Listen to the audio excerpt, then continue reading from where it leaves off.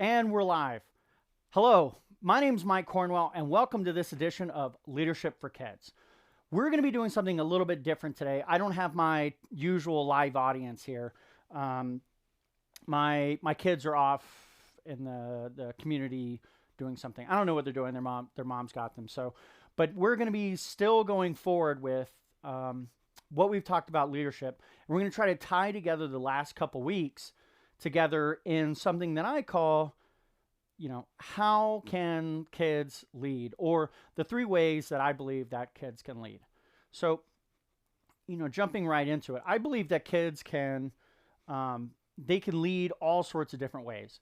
And when I was prepping for this, I was trying to think, there was a couple different things I was really trying to think about. And one of which was, I did not want to try to impart that that kids should necessarily, follow the rules. How should one lead? Oh, they should follow the rules. They should do what their parents are told.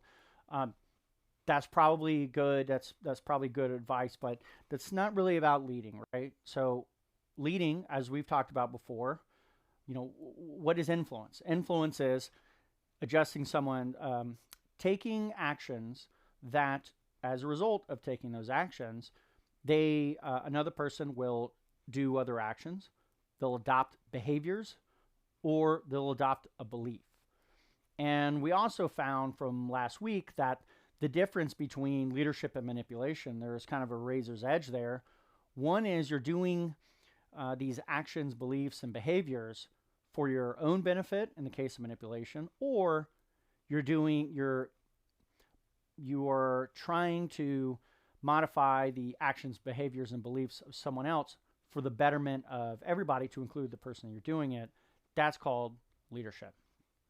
And what I'm trying to do here on this show is help my kids and whoever's watching, and maybe even parents, connect these things to the everyday things that are actually happening. That's the challenge for me.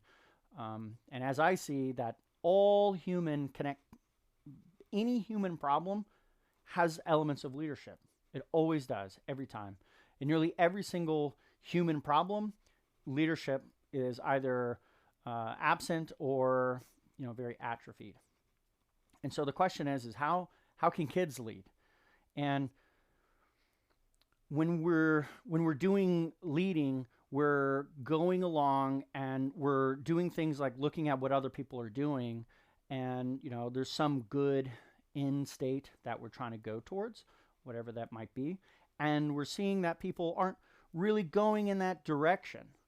And so what a leader does is they go in and they do a bunch of different things, and they pull somebody along, and they change their actions, behaviors, and beliefs. And I'm a proponent that changing somebody's beliefs and their behaviors is the most important aspect of leadership at kind of a higher level. And that can happen, that usually happens over time, many different kind of activities. So let's get into it. Let's go right over the whiteboard. I've got kind of a couple different, starting places here. And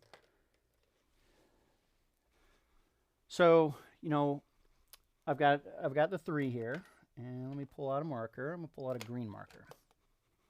Okay, so this first one here, I've got help your brothers and sisters, so your siblings. And how you're helping them is with everyday life that you already know how to do. So helping your siblings do everyday, let's say be successful every day in everyday settings. Help your siblings be successful in everyday situations. So if I had my oldest daughter here, I would be talking to her right now about the different things that us parents have kind of put into place to make sure that they're successful.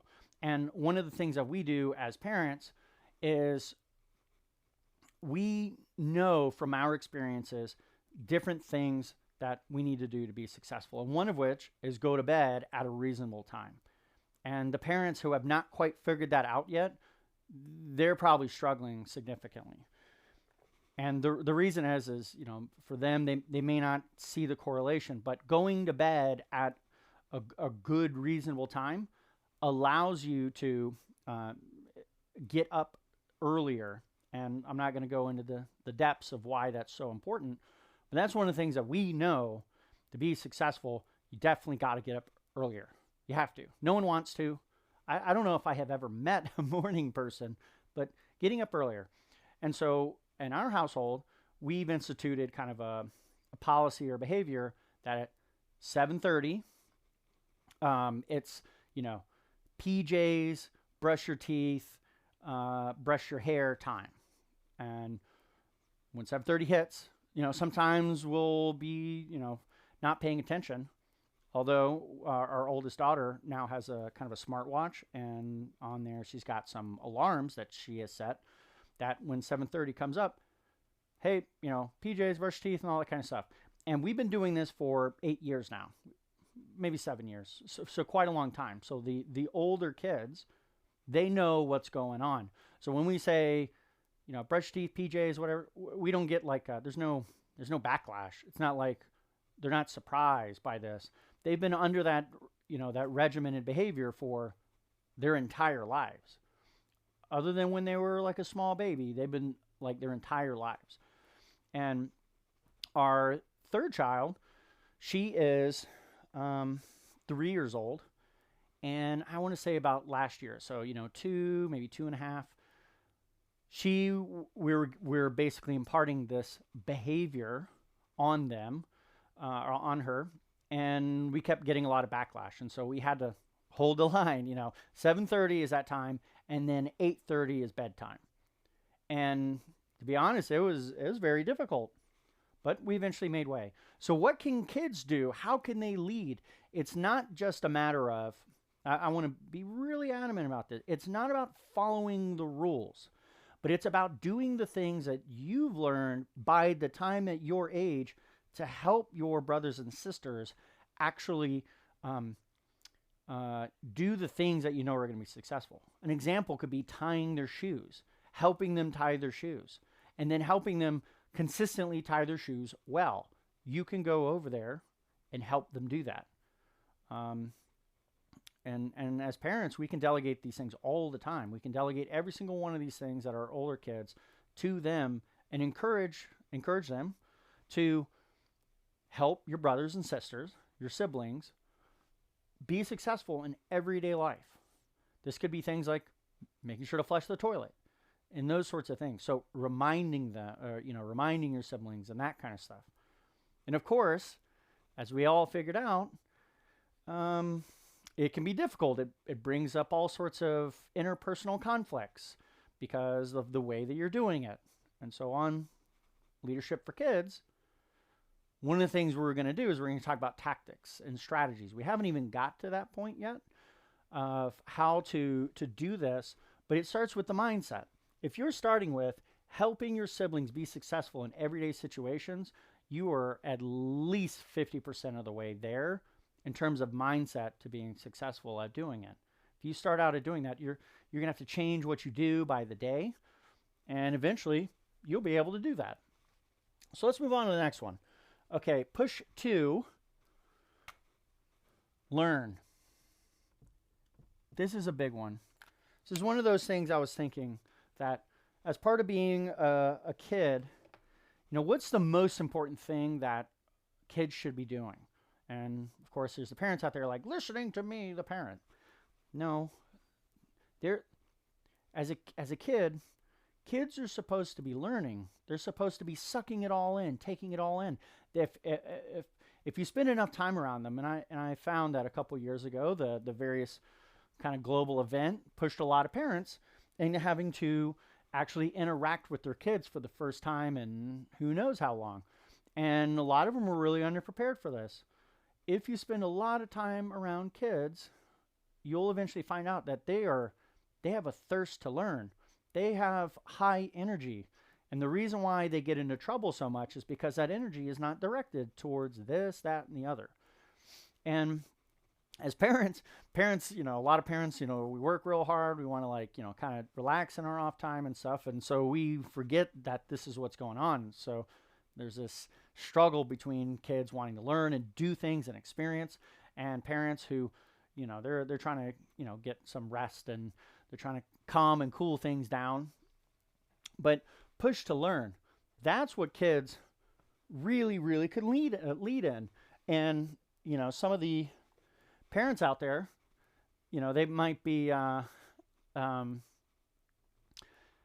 they might find issue with this, but kids absolutely should be pushing their parents to learn, pushing them to the point where the parents are getting frustrated and getting irritated, because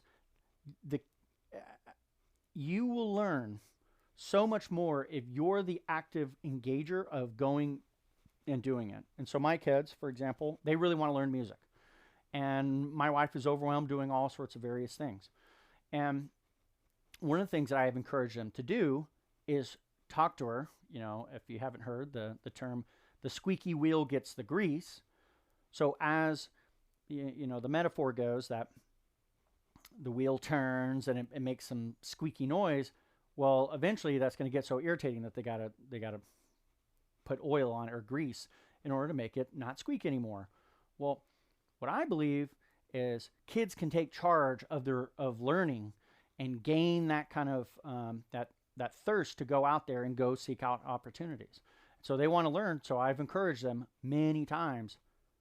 You need to push this person on a day-to-day basis to go and make it happen. And little by little by little, if they can get actions to happen, behaviors to happen, and beliefs to happen, as those different things kind of coalesce on that person, they are much more likely to go and take action on it. And that's what leadership is. Trying to think of some really good examples here of me in the past. Pushing to learn.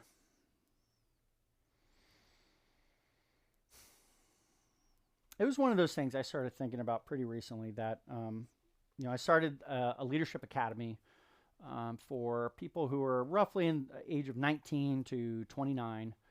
And I was starting to think about how they have kind of an interaction with their parents. And oftentimes their parents are still paying for different things for them. And one of the things I was thinking was how, as a teenager, I remember trying to get my parents to pay for things for me. And, it was kind of back and forth, and there was still for birthday and Christmas, these kinds of ways that parents will do things. This is slightly before I got a job, so 14 or so, maybe 13. And certainly there's young adults who are still kind of having this relationship with their parents of buying them things. And kids definitely know this very well, that, they want a toy in the store, they want to get like a snack, all these sorts of things. And one of the things that I knew is that I never asked my parents, or very rarely did I ever ask my parents to spend money on my own education. And the question I kept posing to myself was whether or not they would do it. And of course they would do it. Of course they would do it. And the reason is because parents love their kids. And whether kids believe it or not, succumbing to some dark things, but the parents love their kids. Parents are they in their mind, whether or not through their actions and behaviors, are showing their belief that they love their kids and they want their kids to succeed. Part of leading, one of the most influential things you can do is you can find out what somebody wants and then you can help them get it. That is the majority of leadership. And parents want their kids to learn. They're just desperate for it. And kids oftentimes they don't want to, or it's not perceived that they do. Well, this is one of those easy things that it's not always easy to get the parents to do the various things that the kid is pulling on. But as parents, we need to be very aware that this child has interest, and to help them go into that and to actually learn something from it, asking them questions and engaging with it. But it always starts with, generally the way that it works is parents are trying to push this stuff down on their kids and they don't want to have it. Instead, kids, if they can push up, this is going to be so much better of a situation. So I believe that how can kids lead? They can push to learn. And they do that all the time. And parents like to not listen because it's not coming across in such a way that they can understand. So the last thing, they can become an example.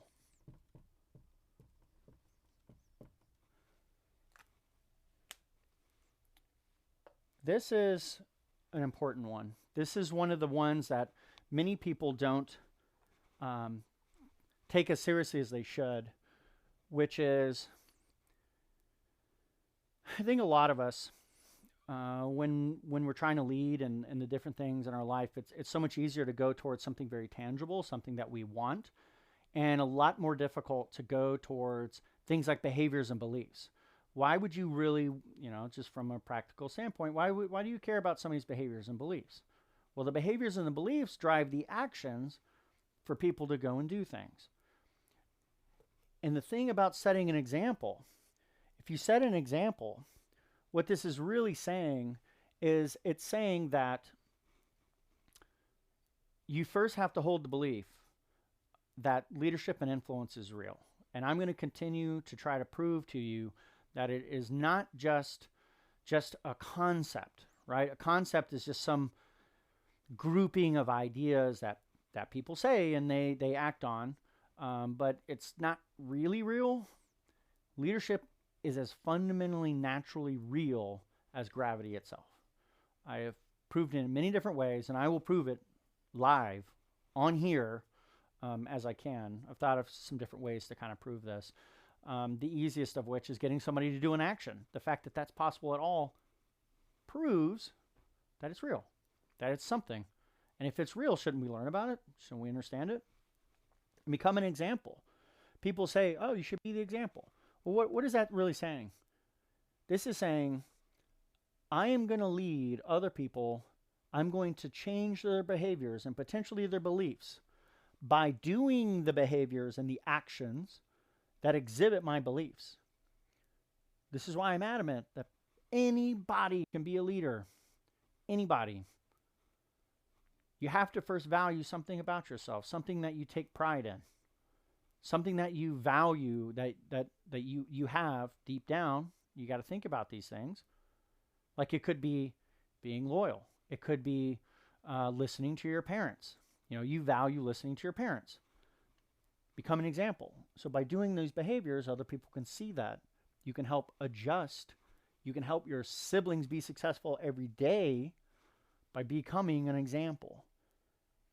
This one is, when I wrote number 1 here, help your siblings, it's much more active. It's like literally going and helping them tie their shoes. Some people are a little bit surprised to find out that I don't just help my kids tie their shoes to help them tie their shoes. I really don't actually do that. That's what it looks like. I'm sort of intentional that that's what I'm doing because that's what it looks like and that's what people believe. I do want my kids to be successful, but I help them tie their shoes because I want them to do things for me in the future. Period. So I want them to do things like the right thing. And I would say helping someone tie their shoes, or if they're in need, helping them is the right thing to do. That's leading by becoming an example. So not always easy. You got to get out of your own head and you go do it. And pushing to learn, you can by becoming you can become an example by pushing to learn. If you believe in that it's valuable to learn how to do things, to learn how to cook, to learn how to take care of yourself, to learn how to garden and grow food, to learn how to apply leadership. If you value skills, as in you can actually do something, you can become an example. One of the ways to do that is pushing to learn. By you pushing to learn and your brothers and sisters seeing you to push to learn, you become an example. And what that does is you're not just getting your own learning, which is super valuable, and you're not just helping your siblings and maybe earning a little bit of influence from them. You're actually adjusting their behaviors and beliefs and their actions just by doing it. And for a lot of people, this is real heady. It's like, you know, that there's these things. I have been a poor example many times in my life. One of the times that I can remember is, a very non-leadery, very good thing to do. When I was a kid, while I kind of kept swinging wildly back and forth between being a good and a bad kid. That's kind of how I would describe it. And one of the things that I did one time, I think it was a summer off, and so my sister and I, we were in public school, and so both of my parents worked, and so they would be out. So all summer, we had, the 3 months, we could stay home and do whatever we wanted. We normally watched a bunch of movies, on VHS and all this kind of stuff. And so this is where the shenanigans would happen. And so I remember my sister was sitting in like a sofa chair, and I walked behind her from the kitchen, and I was kind of looking out and over. She's watching a movie, and she didn't see me. And I basically leaned over the top, and I spit gum into her hair. That's very much not becoming an example. These kinds of antics and practical jokes, they're funny to us when we do them. But here's the thing we never think about. You're always an example. The reality is regardless of what you do in life, you're always an example. And so what I was doing was I was helping to convince this person not to like me or other people like me. I've become an example of that. And it is probable that she started picking up some of these bad behaviors to some extent. Now, can I say that she went around and started spitting gum on other people's heads? No, that's not what happened. It is often the case that individual small actions, right? Again, let me write them up on the board because I keep talking about them.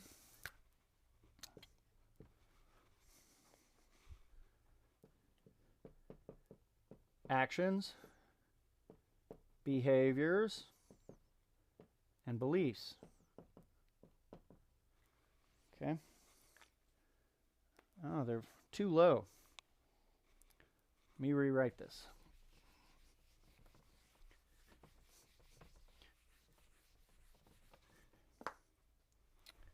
Okay, we've got actions, behaviors, and beliefs.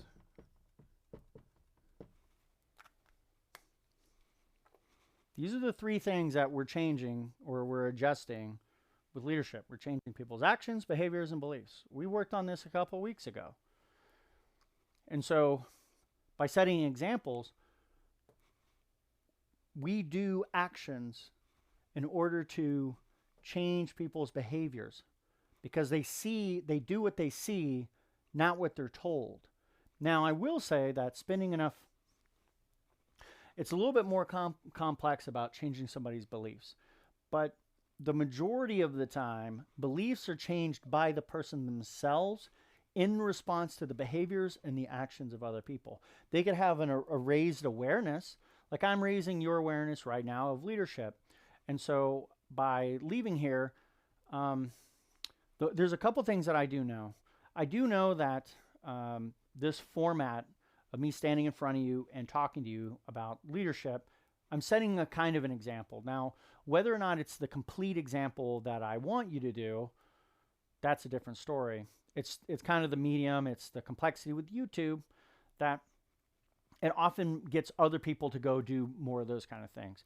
And that's good, but what I'd rather you do is do the things that I'm saying and I'm trying to do. I'm trying to actually influence you to change your actions, really to affect your beliefs about the world, see leadership, start to take behaviors, whether they're the best ones or not, or to adopt behaviors that create consistent actions.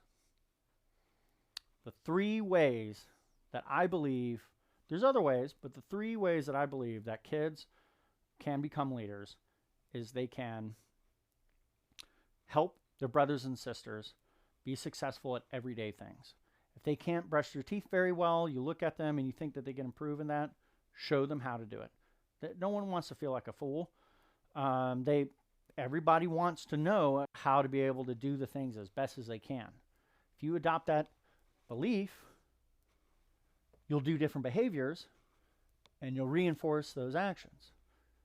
Help your brothers and sisters in everyday being successful.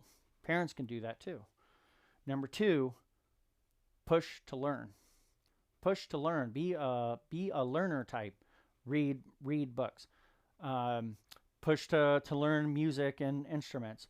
Learn how to, learn some skills. Learn how to grow. Learn how to use a computer. Learn how to type. Learn how to speak a foreign language. There's so many different things you can learn. And don't be limited in the sense of don't necessarily try to focus too much that I think most kids aren't going to do this, but parents are definitely going to do this where they're going to try to overthink the learning process. Don't do that. It's not necessary. You will learn if you have trust, a belief, and you exhibit it in your behaviors, you will trust the process of learning and having the thirst to learn. And you'll take various actions that will eventually reinforce these beliefs. I learned how to speak Japanese on my own. I spent 2 years studying this. I became a certified Japanese speaker, in Nihongo Go. A couple years ago. Now I'm about as rusty as it gets, and I would love to learn again. My schedule's a little intense, but I'm looking at bringing my kids into the equation, having them starting and learning it, and then I can actually converse with them. At that point, then they're going to have experience learning a foreign language. And then they can go to Japan and have a real experience that they would not be able to have here. That is my long-term plan for them. It's going to take a couple years. It's going to take a bunch of stuff. But now we're pushing that. So music and foreign language and reading, these are some of the things that we're kind of really beating into them. Not to mention leadership. They would normally be here, but they're not here in the studio today. The third thing that I believe kids can be leaders on is setting the example. There's many good things that our parents do that we should listen to them on and that we should do. Not all of them, and the kids often know what those things are. They're not born with the same baggages as us. So they can see these things, but you can see some good things. And if you can't see them, then you need to slow down, watch what they're doing, and be intentional about it. Maybe even ask questions. And then once you know what these things are, be intentional that, hey, I'm setting the example of doing the right thing, the good thing, the thing that I should be doing. It's not necessarily following the rules. I got to be very adamant about that. Following the rules, this idea that, okay, you just follow rules, you should absolve that from your mind. You should figure out what is the right things to do and then go do them. That's what you should be doing. But I think that's all the time that we have today. If you like this sort of thing, every single Monday at 11 Eastern for about 30 minutes to 45 minutes, we have Leadership Academy for Kids. And normally in the studio is my own kids that I'm teaching these leadership principles to. It is my hope for you that you and your parents or your entire family have an increased awareness of leadership and start to apply them over time. As I've said, I'm trying to increase your beliefs about this by showing you and convincing you by kind of showing you how it all works together. You gaining a belief, then you can adopt some of the behaviors that we're talking about and that you discover on your own so you can take consistent, regular leadership and influence actions in your life, which I know will help you throughout your entire life. My name is Mike Cornwell, and I'm signing off. Have a great day, and remember to be the leader.